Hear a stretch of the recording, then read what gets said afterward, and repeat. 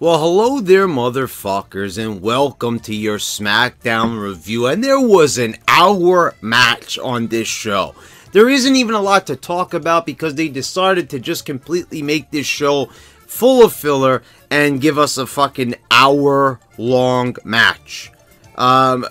You've got to be kidding me. I mean, honestly, are we really going to, be that desperate for filler that we would put an hour-long match on this show? That is absolutely ridiculous. And why even have the Elimination Chamber? Is there a point? Is there a purpose to this pay-per-view? Why, honestly, like, even the matches that they're promoting, Ruby Riott and Ronda Rousey, the Elimination Chamber match, there's not going to be any involvement with Seth Rollins or Brock Lesnar. They're going to be absent from this pay-per-view. Maybe they might make an appearance or something like that, but aside from that, you have nothing really on this show that would draw you in, that would make you want to watch it. I mean, remember when the Elimination Chamber, well, we've talked about this throughout the years, it was special the first time it was announced, the video packages. You don't even see any video packages like hyping it up. It's like, oh yeah, it's the Chamber. It's right before Mania and still it's like, yeah, it's the Chamber. We're having like, it's just another match. Like, this was supposed to be the next level. Like, what was something more extreme than Hell in a Cell? And they came up with the Elimination Chamber, and it was an interesting concept. And I remember everyone was excited when it was going to be featured in the video games for the first time. And everyone couldn't wait to play that game mode. Everything was like super exciting when it came down to the Chamber. And now it's just like, yeah, it's Elimination Chamber. And no one gives a shit about this match type. Nobody cares about this gimmick match. And that's a real problem, because this should be like, when you really need to like have a big title match and there's a lot of feuds going on, this would definitely be the way to go. And it was an exciting concept when you had star power, but then you take a look and it's like, okay, we'll get to it a little bit later on, but we started off with Charlotte, and this was pretty much the only good part on the show. Good promo from Charlotte, she's gotten better at mocking the fans. She kind of showed me a little bit of that side of Charlotte that I haven't seen since her days on Raw. The Stone Cold cringy Lynch fans were giving her a hard time. They were chanting, "You suck," and Charlotte did the what back to them, which was kind of clever. The whole storyline has been so bizarre, though, with cringy Lynch. Take her out of the match, see the doctor, apologize, all these, like, weird things. Like, if you're gonna give her, like, obstacles, like what they used to do with Stone Cold, then do obstacles. Suspensions and all that. They would fire Austin, they would get the cops to arrest her. Why don't they do something like that? Instead it's like, you're suspended, you need to apologize. Like, it's so lame. And to think like how is this supposed to help her? Oh, let's take her out of the match and then add her back in at the last minute. That's so clever. Like, my God, I mean, that's gonna be just the storyline of the year. You took somebody out and you're gonna reinsert them back in. And, I don't understand, like, why you're doing that. If you're trying to cater to the Becky Lynch marks, then, like, why are you putting Charlotte in the match? I mean, I'm a bigger Charlotte fan, but, if this is the way that you're trying to, like, go with a character, it's probably not a good idea to, like, take her away from the spotlight, not show her, take her out of the match. Like, honestly, like, can you give an explanation of, like, why that's supposed to be good? I understand they want to do, like, a screw job kind of thing here, like Austin McMahon. That's obviously what they're going for. They're going for a real ghetto version of Austin McMahon.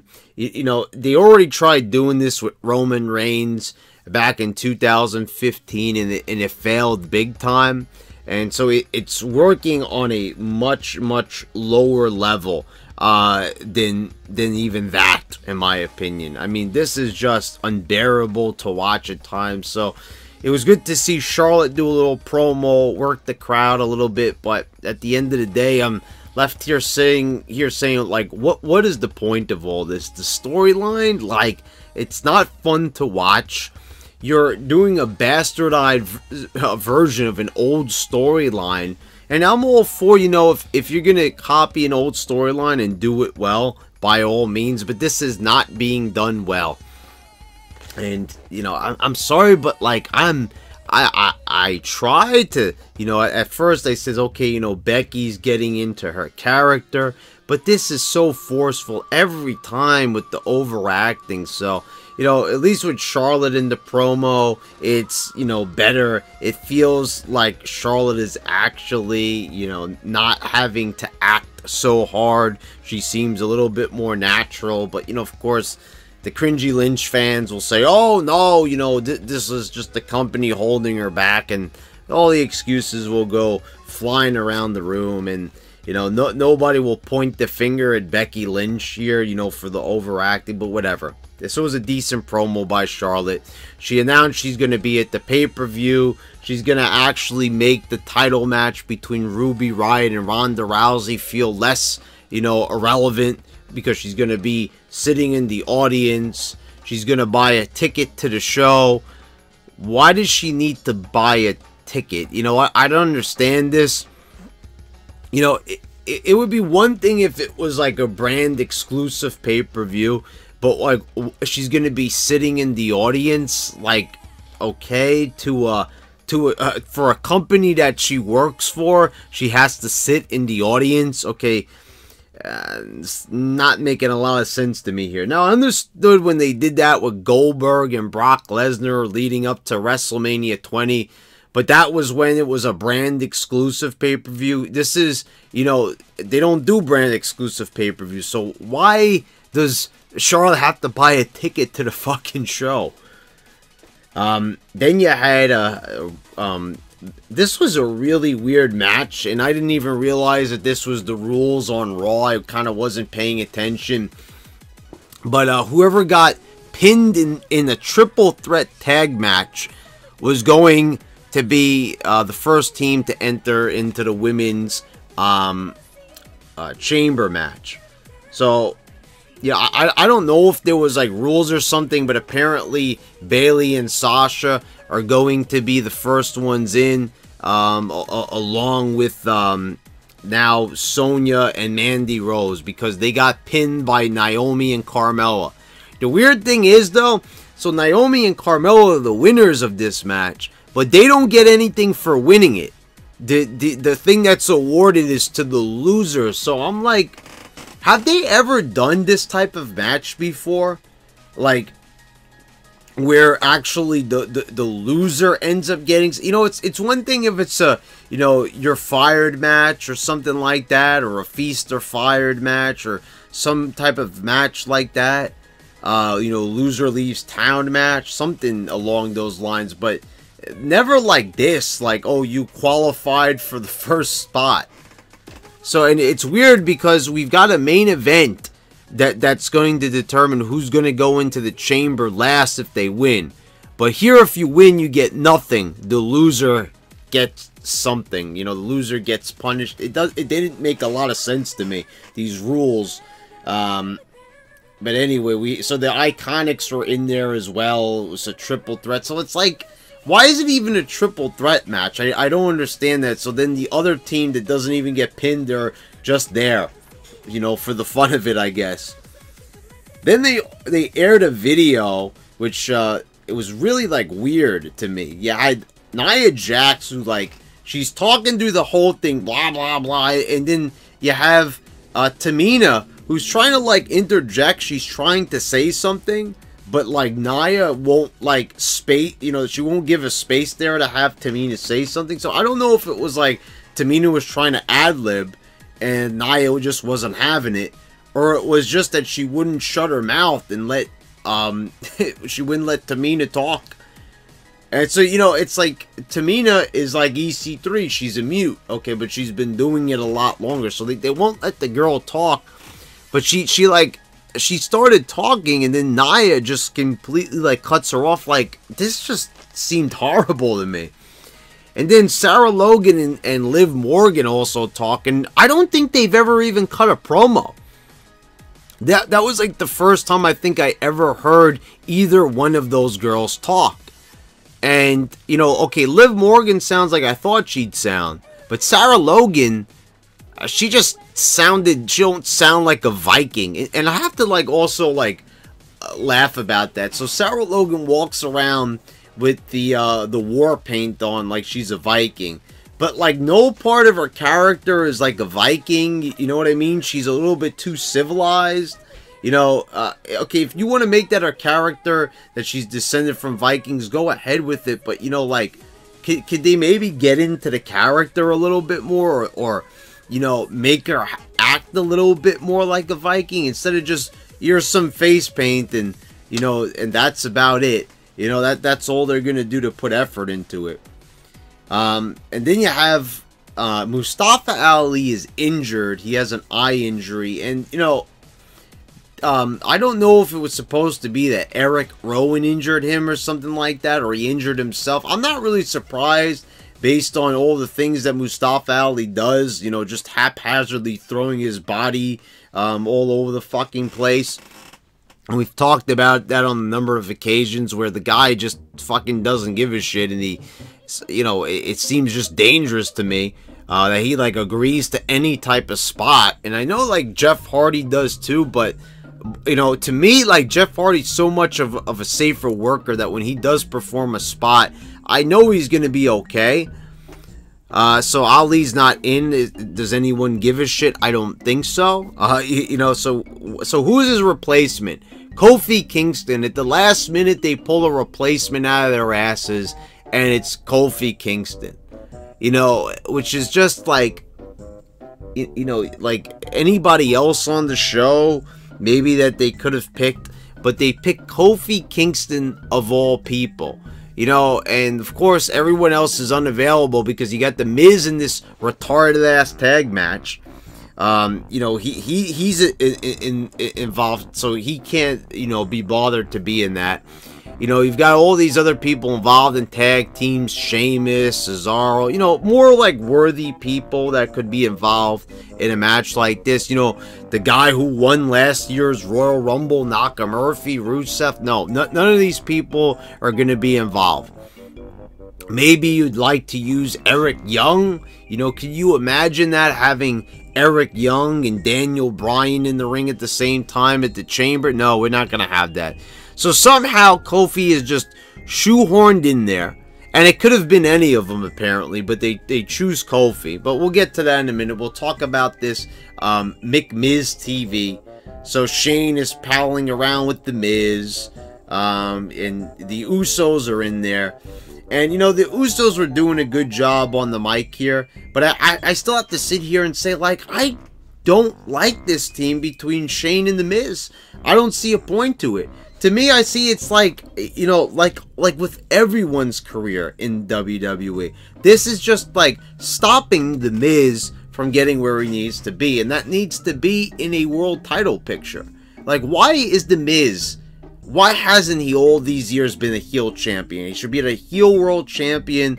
It should be like, you know, he should be reigning for quite a few months, I believe. And, you know, the amount of heat that this guy could get as a heel, why would they even just imagine making him a face? It did not work the first time. The guy gets natural heat, so you just keep him a heel. I don't understand. They failed the first time, and now we have even worse writers, so why would they go back to the well and try to make this guy a good guy? He's just not cut out for it. He doesn't look like a face. He looks like a heel. He gets heat like a heel, so keep him a heel. I mean, it's just like one of those characters. It's like Rick Rude. You just could not buy the guy as a babyface. It just would not work. And that's why, you know, for so many years they kept him as a heel, because it made sense. Instead, they're going for this goofy storyline, you know, where it was all about Miz's dad. And, you know, they just had that one moment where the Miz, his dad, you know, said he was proud of him, and that was it. So now they're just a tag team forever, and you know, Shane's just going along with it. You know, he's like part owner of this company, but, oh, I'm just going to be involved in the tag team. just because, you know, like, what would he get out of this instead of his boyhood dream? You know, he could have been a tag champ at any point. He could have given himself the fucking belt if he wanted to, you know, but, you know, we're going to go along with this goofy storyline. There's no reason to have it, but they're going to have it anyway. So let's talk about this gauntlet match. And we start off with Bryan doing a promo, but they're not really giving him the space he needs to really cut an effective promo, so we rush into it. And, you know, Daniel Bryan starts ranting and raving, and then Kofi Kingston, he beats him. He fucking beats him. In the first round, he fucking defeats Daniel Bryan. He wasn't even in the match to begin with. They shoehorned him in there because they needed a replacement.